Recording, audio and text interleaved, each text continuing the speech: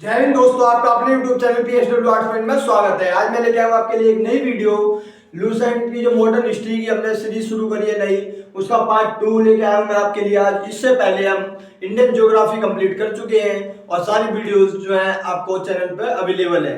और साथ ही साथ इंडियन पॉलिटी भी है, वो मैंने सारी वीडियो डाल दी है। ओके, आप चैनल पर विजिट करके उन्हें देख सकते हो। चैनल को सब्सक्राइब करो, बेल आइकन को प्रेस करो ताकि तुम्हारे को और वीडियोस इसी तरीके की नॉलेजेबल वीडियोस मिलती रहे। तो शुरू करते हैं वीडियोस को विदाउट टाइम वेस्ट। सबसे पहले बात करें, इसमें हम किस चीज पे बात करेंगे, भारत में यूरोपीय व्यापारिक कंपनियों का आगमन कैसे हुआ, उन्होंने किस तरीके से अपना को स्थापित किया। तो सबसे पहले मैंने यहाँ पे आपको ये ओवरव्यू दे रखा है, कौन कौन सी कंपनी आई, कब कब आई और उन्होंने किस तरीके से यहाँ पर अपने आप को स्थापित किया। तो जैसे पुर्तगाली ईस्ट इंडिया कंपनी आई सबसे पहले 1498 ईस्वी में, कब 1498। ओके, उसके बाद अंग्रेजी ईस्ट इंडिया कंपनी भारत कब आई, सन 1600 ईस्वी में। कब, सन 1600 ईस्वी में। जो अंग्रेजी ईस्ट इंडियन कंपनी है वो आई सन 1600 में। डच ईस्ट इंडिया कंपनी आई 1602 में। डच ईस्ट इंडिया हम कहते हैं नीदरलैंड। ओके, आज के टाइम पे नीदरलैंड जो कंट्री है उनकी। ओके, उसके बाद में डेनिश, जो डेनमार्क से रिलेटेड है, डेनिश ईस्ट इंडियन कंपनी आई सन 1616 ईस्वी में। कब, सन 1616 ईस्वी में। फ्रांसीसी, जो फ्रेंच के हैं, ओके, फ्रांस के फ्रांसीसी ईस्ट इंडियन कंपनी आई कब, 1664 ईस्वी में। कब, 1664, 1664 ईस्वी में। Swedish east India company Bharat कब आई थी, 1731 ईस्वी में। Okay, Swedish. तो सबसे पहले कौन आए थे, पुर्तगाली आए थे और सबसे एंड में गए थे। कब गए थे, 1961 में, जब गोवा को आजाद कराया था भारत ने, तब वो गए थे। सबसे पहले आए, सबसे एंड में गए। और सबसे आखिर में कौन आया था, स्वीडिश ईस्ट इंडियन कंपनी आई थी 1731 में। तो वन बाय वन हम जानेंगे इसमें कि किसने क्या करा। सबसे पहले बात करते हैं पुर्तगालियों की। पुर्तगालियों का आगमन कैसे हुआ, तो कब आया था। सबसे पहले अगर हम बात करें कौन आया था यहाँ पर, सबसे पहले बात करें अगर हम पुर्तगालियों की, तो पुर्तगालियों में सबसे पहले कौन आया था यहाँ पे भारत में, Vasco da gamma. Vasco da gamma. Okay, Vasco da gamma आया था 1498 में। 1498 में वास्को डी गामा आया और कहाँ पहुंचा था वो, कालीकट। कालीकट बंदरगाह जो है, कालीकट बंदरगाह। ओके, कालीकट बंदरगाह पे पहुंचा था वो वास्को डी गामा, जो पुर्तगाल से आया था। वास्को डी गामा ने भारत और यूरोप के बीच नए समुद्री मार्ग की खोज की। तो नए समुद्री मार्ग की खोज किसने की थी, वास्को डी गामा ने, भारत और यूरोप के बीच। 90 दिनों की समुद्री यात्रा के पश्चात वास्को डी गामा अब्दुल मनी मानित नामक एक गुजराती पथ प्रदर्शक के साथ भारत के कालीकट पहुंचा था। किसने हेल्प करी थी वास्को डी गामा की, ये ध्यान रखना, इसकी हेल्प किसने करी थी, अब्दुल मानित। अब्दुल माजिद नाम था, अब्दुल माजिद। इसने हेल्प करी थी वास्को डी गामा की भारत में, जो रास्ता दिखाने के लिए पूरा पथ प्रदर्शक के तौर पे कार्य किया था। ओके, ये गाइड करा था पूरा। यूरोपीय व्यापारी के रूप में सर्वप्रथम पुर्तगाली भारत आए और भारत के कालीकट के तत्कालीन हिंदू शासक उस समय कौन थे, हिंदू शासक जमोरीन। ओके, हिंदू शासक कौन थे उस समय पर, वो थे जमोरीन। क्या नाम था, जमोरीन। जब पुर्तगाली आए थे भारत तो उस समय पर यहाँ पे भारत का जो शासक था, हिंदू शासक, वो था जमोरीन, कालीकट के पास। वास्को डी गामा ने भारत के आगमन में पुर्तगाली और भारत के मध्य व्यापार का एक नवीन जो है अध्याय शुरू किया। पुर्तगाली ईस्ट इंडिया कंपनी की स्थापना 1498 ईस्वी में हुई थी और पुर्तगाल ने अपनी पहली व्यापारिक कोठी कहाँ खोली, कोचीन में। पहली व्यापारिक कोठी कहाँ खोली, कोचीन में। पहली व्यापारिक कोठी, ओके, कहाँ खोली थी वो, कोचीन के अंदर। ओके, ध्यान रखना ये चीज, कोचीन में पहली व्यापारिक कोठी खोली उन्होंने। सर्वप्रथम यूरोपीय देश पुर्तगाल ने भारत को उपनिवेश बनाया था और अरबों और वेनिस की व्यापारियों का भारत पर यह प्रभाव खत्म करना, ईसाई धर्म का भारत पर प्रचार प्रसार करना, इसके दो मुख्य उद्देश्य थे। उनमें से अरबों का यहाँ पे से हटाना, अरबों को मतलब जो मुगल थे। ओके, साथ ही साथ भारत आने वाला दूसरा पुर्तगाली था कौन, कैब्रोल। पहला वास्को डी गामा था, दूसरा कैब्रोल था। ओके, ध्यान रखना, दूसरा कौन था, कैब्रोल। दूसरा पुर्तगाली भारत आया था, कैब्रोल। पुर्तगालियों ने कैब्रोल के नेतृत्व में कालीकट में पहला कारखाना बनाया। कालीकट में जो पहला कारखाना पुर्तगालियों ने बनाया वो कैब्रोल के नेतृत्व में बनाया था। पुर्तगालियों ने भारत में कालीकट, दमनदीप, गोवा और हुगली के बंदरगाहों पर अपनी व्यापारिक कोठियां स्थापित की। ये मेन क्षेत्र थे, कालीकट, गोवा, दमनदीप,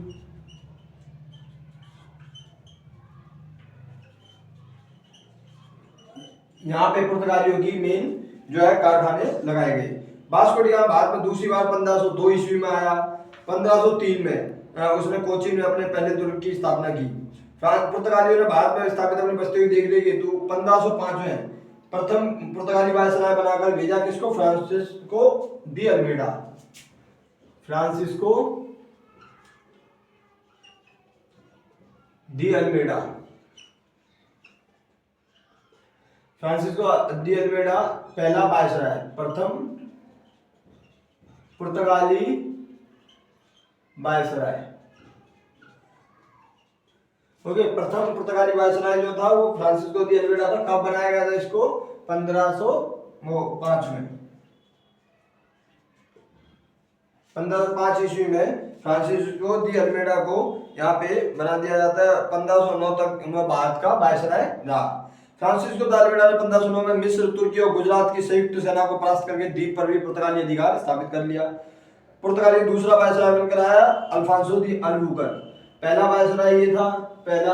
ओके, दूसरा था फ्रांसिस्को दी Albuquerque. Francisco de Albuquerque. Albuquerque को जो था सेकंड था। Okay, second viceroy. इसके अलावा बात करें, अल्बुकर ने 1510 ईस्वी में गोवा को बीजापुर के शासक यूसुफ आदिल शाह से जीत लिया था। गोवा को किससे जीता था इसने? यूसुफ आदिल शाह से। यूसुफ आदिल शाह। यूसुफ आदिल शाह से गोवा को जीता इसने। ओके, किसने? अल्बुकर ने। उसके बाद बात करें, उसने कोचिन को अपना मुख्यालय बनाया। अल्बुकर की मृत्यु 1515 में हो गई। उसे गोवा में दफनाया गया। सन थोमे दक्षिण पूर्वी तट पर पुर्तगालियों की मात्र बस्ती थी। दक्षिण भारत में एक ही बस्ती थी, वो कौन सी थी? सन थोमे। ओके, सन थोमे। सन थोमे एक बस्ती थी जो पुर्तगालियों के द्वारा स्थापित की गई थी दक्षिण भारत में। उसके बाद बात करें कूना के, उसके बाद में अगले पुर्तगाली वायसराय बने नीनो डी कूना। पहले कौन थे? पहले थे फ्रांसिस्को दी अल्मेडा। ध्यान रखना, फ्रांसिस्को दी अल्मेडा। दूसरे अल्बुकर बने और तीसरे नीनो डी कूना। तो ये तीन वायसराय बने। ध्यान रखना, 1505 में फ्रांसिस्को दी अल्मेडा पहला वायसराय बना, फिर अल्बुकर बना 1509 में। उसके बाद में 1530 ईस्वी में नीनो डी कूना जो है वो अपना गोवा में स्थानांतरित कर देते हैं, वहां से कोचीन से मुख्यालय। और इस तरीके से पुर्तगालियों ने कोलंबो में, फिर मलक्का में भी कारखाने स्थापित कर लिए 1518 में। 1569 तक आते आते पुर्तगालियों ने भारत के कई क्षेत्रों को अपने अधीन कर लिया था, जिसमें गोवा, दमन दीव, बसीन, सालसर, बम्बई, हुगली, सांथोमी, चोल आदि कई क्षेत्र पुर्तगाली अधिकार स्थापित हो गया था। कार्टेज व्यवस्था लागू कर दी गई थी। यहाँ पे पुर्तगाली अपने अधिकार क्षेत्र में समुद्री मार्गों पर सुरक्षा कर की वसूली करते थे, जिसे कार्टेज व्यवस्था कहते थे। ओके, जो टैक्स लेते थे वो उसको कार्टेज व्यवस्था कहा जाता था। सेंट जेवियर 1542 में भारत आया। उसने कई भारतीयों का ईसाई धर्म में धर्मांतरण भी करवाया। 1560 में गोवा में पुर्तगालियों ने ईसाई धर्म न्यायालय की स्थापना की और 1556 में, ओके ध्यान रखना, पहला छापा खाना खोला कब? 1556 ईस्वी में पहला printing press. Okay, printing press, first printing press कहाँ पे लगी थी? गोवा में। ध्यान रखना, गोवा में 1556 में पुर्तगालियों द्वारा पहला छापा खाना भारत का खोला गया था। तो ये थे पुर्तगालियों के इंपोर्टेंट कार्य जो किए गए थे। अब बात करेंगे हम आगे डचों की। ओके, किसकी बात करेंगे हम? आगे डचों की बात करेंगे। अब बात करते हैं भारत में जो डच थे, डचों को किस तरीके से जो आए और उन्होंने किस तरीके से अपने आप को स्थापित करा। ओके, डच कब आए थे? 1602 ईस्वी में। ओके, डचों की बात करें, पुर्तगालियों के बाद डच लोग भारत में आए। भारत में प्रथम डच ईस्ट इंडिया कंपनी 1602 में स्थापित हुई थी, पहली डच ईस्ट इंडिया कंपनी। 1596 में भारत में आने वाला प्रथम डच यात्री था कॉर्नेलियस हाउटमैन। पहला डच यात्री कौन था?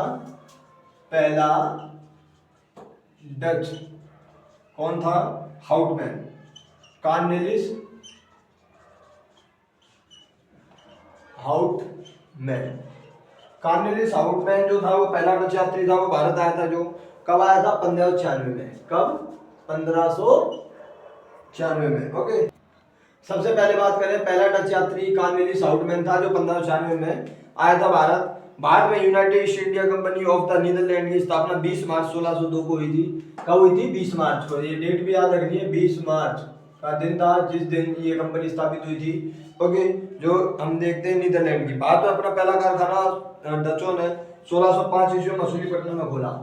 1605 मसूलीपट्टनम। ओके, मसूलीपट्टनम पहला कारखाना डचों का पहला कारखाना कब खुला?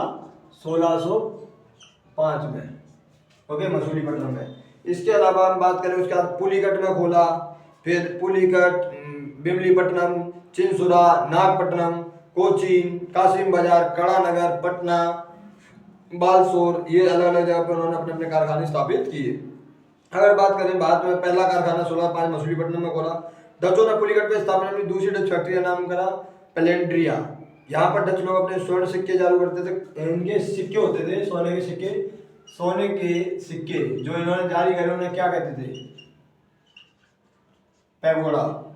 क्या कहते थे? पैगोडा। ओके, ये ध्यान रखना है डचों के द्वारा जो सिक्के जारी की। भारत में डचों का अंतिम रूप से पतन हुआ 1759 में।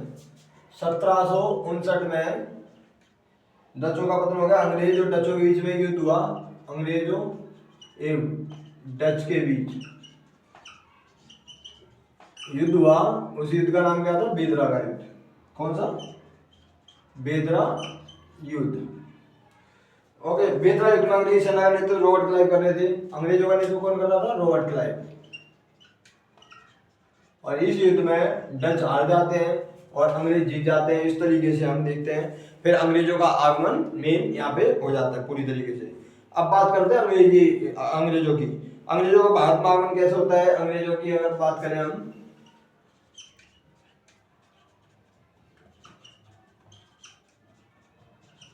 अंग्रेजों के आगमन की बात करें तो 31 दिसंबर सन 1600 में आए। कब आए? 31 दिसंबर 1600 ईस्वी में। ओके, इंग्लैंड में ईस्ट इंडिया कंपनी की स्थापना किए जाने के संबंध में इंग्लैंड की रानी एलिजाबेथ प्रथम ने ईस्ट इंडिया कंपनी को तत्संबंधी एक अधिकार पत्र सौंपा था।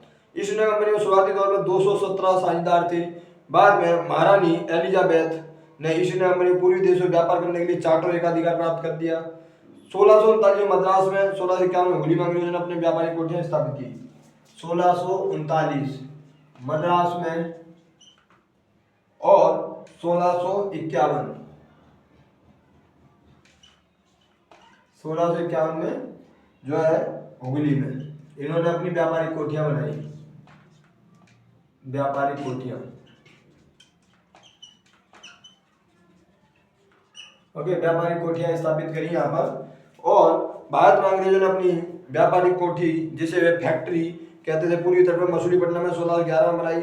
ओके, और सूरत में 1613 में, 1613 में सूरत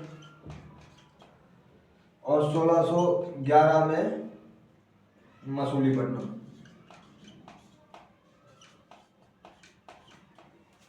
में स्थापित की। 1608 ईस्वी में अंग्रेजों ने सूरत में व्यापारिक कोठी स्थापित करने का प्रयास किया था, पर सफलता नहीं मिली थी। पहला अंग्रेज गवर्नर कौन था? Thomas Smith. टॉमस स्मिथ पहला अंग्रेज गवर्नर। पहला अंग्रेज गवर्नर कौन था? पहला अंग्रेज गवर्नर जो था वो था Thomas Smith. Great Britain, England के सम्राट जेम्स प्रथम ने 1608 ईस्वी में कैप्टन हॉकिंस को अपने राजदूत के रूप में मुगल बादशाह जहांगीर के दरबार में भेजा था। 1608 में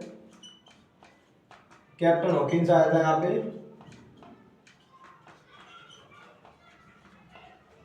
captain Hawkins, okay, captain Hawkins आया था मुगल दरबार में 1608 ईस्वी में।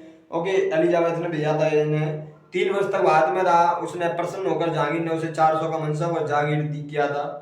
सर टॉमस रो के भारत से वापस इंग्लैंड जाने के पूर्व अंग्रेजों ने सूरत, आगरा, अहमदाबाद, भड़ोज में अपनी व्यापारिक कोठियां स्थापित कर ली थी। सर टॉमस रो भी आए थे, जो यहाँ कहाँ पे आए थे? इन्हीं के मुगलों के दरबार में। सर टॉमस रो ने गुजरात के सूबेदार खुर्रम से व्यापारिक कोठियां स्थापित करने का फरमान जारी किया। 1633 में उड़ीसा में पहला कारखाना खोला इन्होंने। 1633 में उड़ीसा में पहला कारखाना खोला अंग्रेजों ने। ओके, उसके बाद में हम बात करें कि फोर्ट सेंट जॉर्ज नामक किले की स्थापना करी मद्रास में 1639 में। फोर्ट सेंट जॉर्ज किले की स्थापना करी मद्रास में 1639 में। उसके बाद में हम बात करें, इसके अलावा जो हम देखते हैं, फर्रुख सेन ने कंपनी को 1685 में बंगाल व्यापार करने का अधिकार प्रदान कर दिया। 1651 अंग्रेजों ने हुगली में कारखाना स्थापित किया। और बाद में इंग्लैंड के सम्राट चार्ल्स द्वितीय का विवाह 1661 में पुर्तगाली की राजकुमारी कैथरीन से हुआ। पुर्तगाल के राजा ने बाद में अपने अधीन बंबई शहर को दहेज के तौर पर चार्ल्स द्वितीय को दिया। ध्यान रखना, जो चार्ल्स द्वितीय था उसका विवाह हुआ था 1661 में पुर्तगालियों की राजकुमारी कैथरीन से, और विवाह में क्या मिला था दहेज में? मुंबई। जैसे आज मुंबई कहते हैं, पहले बंबई कहते थे, ओके, वो उसे दहेज के तौर पर दे दिया गया था। इस तरीके से हम देखते हैं स्थापना में बाहर पहुंचने वाला पहला अंग्रेजी जहाज जो था, जहाज का नाम था हेक्टर। पहला अंग्रेजी जहाज जो था वो कौन सा था? वो था हेक्टर। ओके, अंग्रेजी जहाज, अंग्रेजी जहाज जो था पहला वो था हेक्टर। पहला अंग्रेजी जहाज जो था, जो आया था ब्रिटिशर्स का, वो आया था अंग्रेजी जहाज हेक्टर। और इसके अलावा हम बात करें कि कोलकाता जो है वो किन किन क्षेत्रों से मिलकर बना था? कलकत्ता, सूतानाती, कालीघाट, कालीकट, सूतानाती, गोविंदपुर, इन तीनों को मिलाकर क्या बना था? कलकत्ता। ओके, तीन क्षेत्रों में मिलाकर कलकत्ता का निर्माण हुआ था। किन किन को? कालीकट और सूतानाती और गोविंदपुर। इस तरीके से एक तरह से 1200 रुपये में भुगतान कर लिया पूरी जमींदारी का अंग्रेजों ने, जो उसके बंगाल के जमींदार थे अजीमुस्तान, उससे खरीद लिया था इसको। ओके, कालांतर में जॉर्ज चार्नक ने इसी को कलकत्ता नगर का नाम दे दिया। 1687 में ईस्ट इंडिया कंपनी पश्चिमी तट का मुख्यालय बंबई बना। बंबई में इन्होंने अपना कब्जा करा और वहां पे स्थापित करा क्या? Fort William college. Fort William,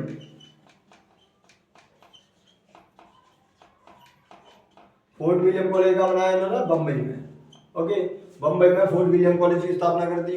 उसके बाद बात करें 1708 में United company of merchant of England trading wing east Indian company की स्थापना भी यहाँ पे हुई। तो इस तरीके से ये जो है अंग्रेजी ईस्ट इंडिया कंपनी है। अब बात करें फ्रांसीसियों की। फ्रांसीसी किस अब बात करते हैं फ्रांसीसियों की। फ्रांसीसी भारत कैसे है? तो भारत में फ्रांसीसी ईस्ट इंडिया कंपनी की स्थापना हुई थी सन 1664 में। ओके, सन 1664 में फ्रांस। अब बात करते हैं फ्रांसीसी ईस्ट इंडिया कंपनी भारत में कब आई? तो सन 1664 में फ्रांसीसी ईस्ट इंडिया कंपनी भारत आ गई थी। फ्रांस के सम्राट लुई 14वें थे उस समय पर। लुई 14वें के टाइम पीरियड में आई थी। ओके, कॉन्वेंट के प्रयास से भारत में 1664 में फ्रांसीसी ईस्ट इंडिया कंपनी की स्थापना हुई। फ्रांसीसी फ्रैंको कैरो ने भारत के सूरत शहर में 1668 में पहली कोठी बनाई। सूरत में पहली व्यापारिक कोठी खोली। ओके, सूरत में पहली व्यापारिक कोठी खोली। कब खोली थी? ये खोली थी 1668 में। 1668 में। ओके, 1668 ईस्वी में पहली जो है व्यापारिक कोठी खोली सूरत में। किसने खोली थी? फ्रैंको कैरो ने। फ्रांसीसी ने बाद में अपनी दूसरी व्यापारिक कोठी मसूलीपट्टनम में स्थापित की। 1673 में फ्रांसिस मार्टिन और बेलांगर द लेस्पिन ने बालिंगकोंडापुरम के मुस्लिम सूबेदार जो है शेर खान लोधी से एक छोटा गांव पुडुचेरी का स्वामित्व हासिल करा। 1673 में फ्रांसिस मार्टिन ने इसी पुडुचेरी गांव में बाद में पांडिचेरी नाम की नींव डाली। फ्रांसीसियों ने पांडिचेरी को अपना मुख्यालय बनाया। मेन इनका क्या था? पांडिचेरी। ओके, पांडिचेरी इनका मुख्यालय बनी। मुख्यालय बना इनका फ्रांसीसियों का कौन सा? पांडिचेरी। 1690 से 92 में फ्रांसीसी ने चंद्रनगर की प्रसिद्ध कोठी बनाया था, उन्होंने बस्ती भी बनाया। 1642 में जब डुप्ले फ्रांसी गवर्नर बना था, बाद में फ्रांसीसियों का राजनीतिक लाभ और व्यापारिक लाभ से महत्वपूर्ण हो गया था। ओके, 1742 ईस्वी में कौन गवर्नर बना इनका? डुप्ले। ओके, डुप्ले फ्रांसीसी गवर्नर बना, तब पूरी तरीके से इन्होंने अपने आप को स्थापित कर लिया था। उसके बाद बात करते हैं पहला कर्नाटक युद्ध कब हुआ, दूसरा कब हुआ, तीसरा कब हुआ, चौथा कब हुआ। ओके, तो पहला कर्नाटक युद्ध, अगर हम बात करें पहला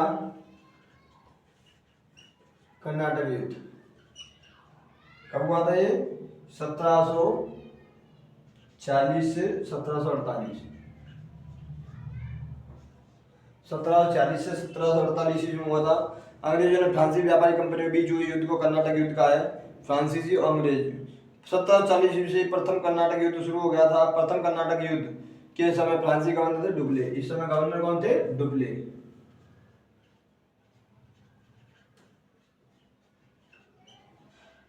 गवर्नर थे डुप्ले। 1744 में फ्रांसीसी सेना और कर्नाटक के नवाब अनवरुद्दीन के बीच में लड़ाई हुई, जिसे सेंट टोमे के युद्ध के नाम से जाना जाता है।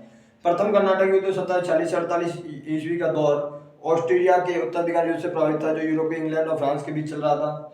ओके, ये ध्यान रखना है। संधि के साथ ही प्रथम एक हुई थी एल सापल की संधि, एला सापल, ए ला सापल की संधि,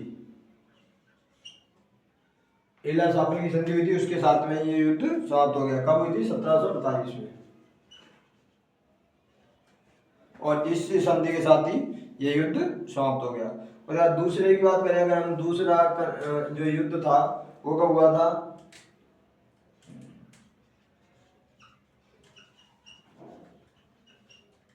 दूसरा कर्नाटक युद्ध कब हुआ था? वो हुआ था 1749 से 1754 ईस्वी तक। ओके, ये इसमें क्या था? हैदराबाद और कर्नाटक के सिंहासन उत्तराधिकार के लिए शुरू हुआ था ये युद्ध। फ्रांसीसी गवर्नर डुप्ले और अंग्रेजी गवर्नर क्लाइव ने एक दूसरे के विरोधी गुटों को समर्थन देकर जो है रणनीति बनाई पूरी तरीके से, और इस तरह गोडेहू भारत का अगला फ्रांसीसी गवर्नर बना। कौन? गोडेहू। फिर तीसरा हुआ 1756 से 1763। तीसरा कब हुआ? 1756 से 1763। ओके, इसमें 1756 में सप्तवर्षीय युद्ध का ये एक अंग था, कर्नाटक युद्ध। और सर आयरकूट के नेतृत्व में अंग्रेजी सेना ने बांडीवास की लड़ाई लड़ी थी 1760 में। 1760 बांडीवास, बांडीवास का युद्ध। ओके, बांडीवास का युद्ध हुआ था, ये पूछ लिया जाता है आपसे बहुत ज्यादा। ओके, और पेरिस की संधि के साथ सप्तवर्षीय युद्ध की समाप्ति हुई थी 1763 में।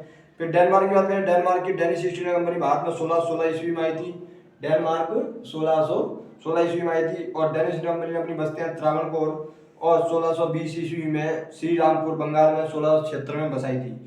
स्वीडिश ईस्ट इंडिया कंपनी की स्थापना 1731 में हुई थी। तो ये इम्पोर्टेंट किस तरीके से यहाँ पे कंपनियां आई, उन्होंने अपने आप को किस तरीके से स्थापित करा, इस वीडियो में इतना ही है। ओके, यूरोपीय कंपनियों का आगमन कैसे हुआ, उन्होंने किस तरीके से अपने आप को स्थापित करा। अगली वीडियो आएगी, उसमें हम आगे की बात करेंगे, किस तरीके बंगाल में कब्जा हुआ, मुंबई में कब्जा हुआ। ओके, तो ये हम जानेंगे, और इसके अभी 2 पार्ट हुए हैं, इसी तरीके से आगे वीडियो आती रहेंगी। तो ज़्यादा से ज़्यादा इस वीडियो को शेयर करो, जो भी एस्पिरेंट है उनको हेल्प मिल सके, जो भी कंपटीशन एग्जाम की तैयारी कर रहे हैं, एसएससी या किसी भी एग्जाम की, डिफेंस एग्जाम की, तो उनको हेल्प मिल सके। तो ज़्यादा से ज़्यादा वीडियो को फैलाओ। ओके, और बेल आइकन को प्रेस करो ताकि आने वाली वीडियोस की नोटिफिकेशन मिल सके। चैनल को सब्सक्राइब करो, बेल आइकन को प्रेस करो। ओके, थैंक यू गाइस, जय हिंद, जय भारत।